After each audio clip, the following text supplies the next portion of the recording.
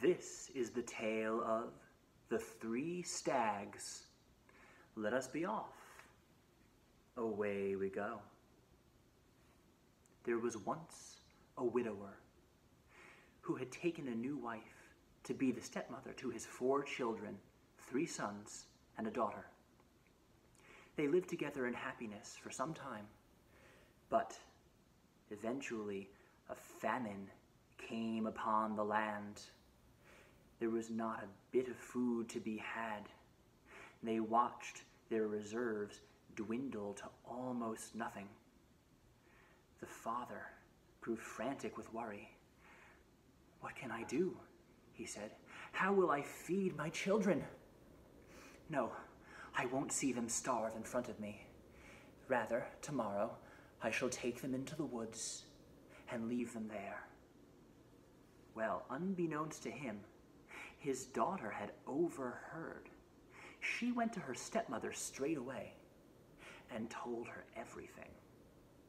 "Here," said the stepmother, "take this." And she gave the daughter a wheel of cheese. "When your father leads you into the woods, break off little crumbs of the cheese and drop them behind you.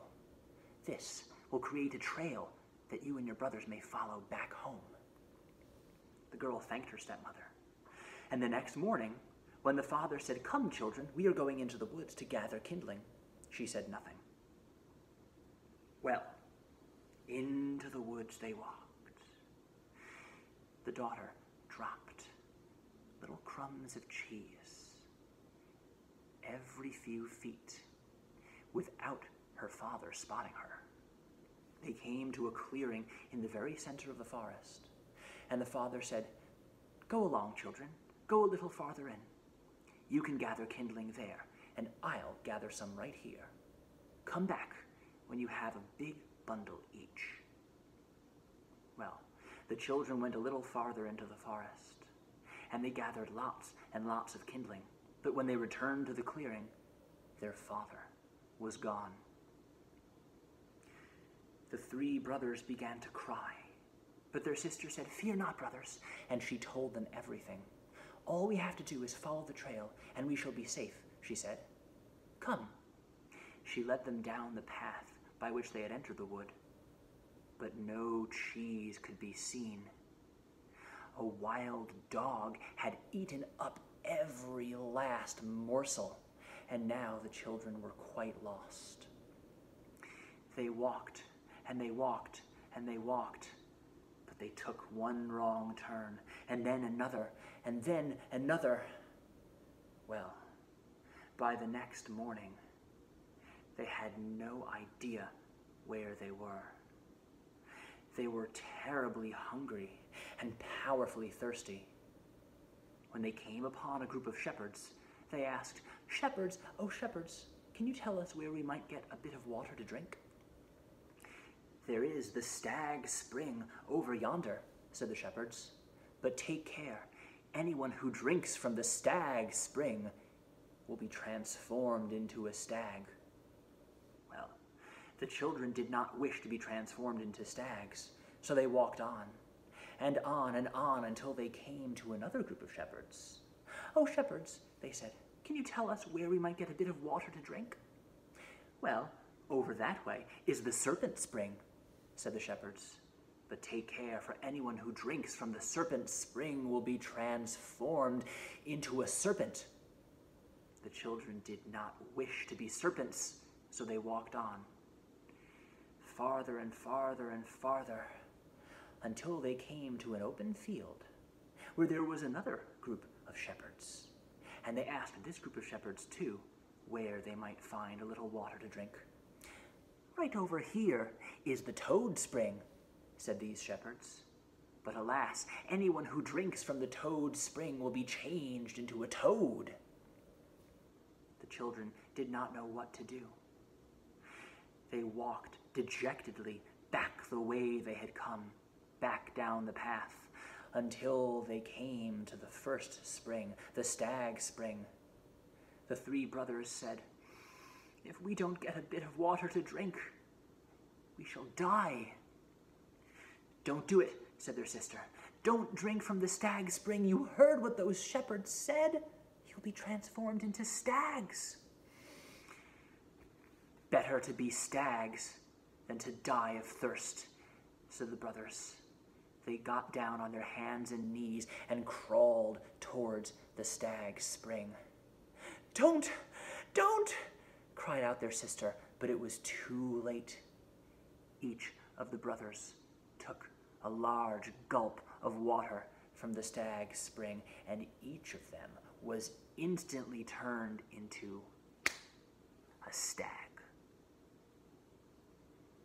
Well, the girl walked on, with her brothers, the 3 stags, in tow. Eventually, they came to some trees that bore fruit. In this way, the girl satisfied her hunger and quenched her thirst. But the brothers remained stags. They walked and walked and walked. Finally, the trees grew thinner. They came to a place near the castle of a great king. And there they stayed for many days, eating roots and nuts and berries. One day, a company of the king's guard marched past, and a sergeant saw the girl and the 3 stags. "Girl, what are you doing there?" asked the sergeant. "You wouldn't believe me if I told you," she said. "Do, go on and tell me," said the sergeant. And she told him her whole sad tale. "I do believe you," said the sergeant, "and I believe you are in need of a place to stay. I already have 2 young orphans living with me. What will 1 more mouth to feed do? Come along, come along." "But what about my brothers?" she asked. "Never you mind," he said. "They can graze on the castle grounds and frolic about in the grass. They'll have a wonderful time." And so, the girl and the 3 stags followed the sergeant back to his cottage on the castle grounds. Days went by, and the 2 young orphans, who were already living with the sergeant, began to grow mistrustful of the girl. "Who is she?" they said to each other, "and why has she come here? Will she eat up all our food? This will not do." And so whenever the sergeant was away, they bullied and teased and tormented her cruelly. It all became too much for the girl. She said, "If you continue this vile behavior, I will tell the sergeant." Now the 2 young orphans did not like this. "What can we do?" they said. As they could think of no other plan, they seized the girl and threw her into a nearby well. "She won't tell now," they said to each other. They chuckled and went back to the cottage and closed the door. Now, later that day, the sergeant returned home. The sergeant's brothers had come to visit, and as they passed the well, the brothers asked, "Tell us, why do those 3 deer gather around yonder well, and why are they looking down inside?" "I've never seen them do that before," said the sergeant. "How very odd." They all went into the cottage, but eventually curiosity got the better of one of the sergeant's brothers. He went out and walked up to the well. As he got nearer and nearer, he could swear he heard voices. And when he had walked right up close to the well, he heard the girl's voice float up from the depths. "Oh, brothers, gentle brothers, what misfortune does us befall, since we have come through the castle wall?" And to his shock, he heard the deer respond in human voices. "Oh, sister, pretty sister, what misfortune did we bring when water we drank from the cursed spring?" Well, the sergeant's brother did not know the meaning of this, but he hastened back to the cottage and told everything. "What? Ridiculous," said the two orphans, and one of them walked out to the well.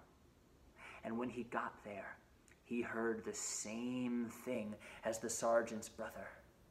He heard floating up from the bottom of the well, "Oh, brothers, gentle brothers, what misfortune does us befall since we have passed through the castle wall?"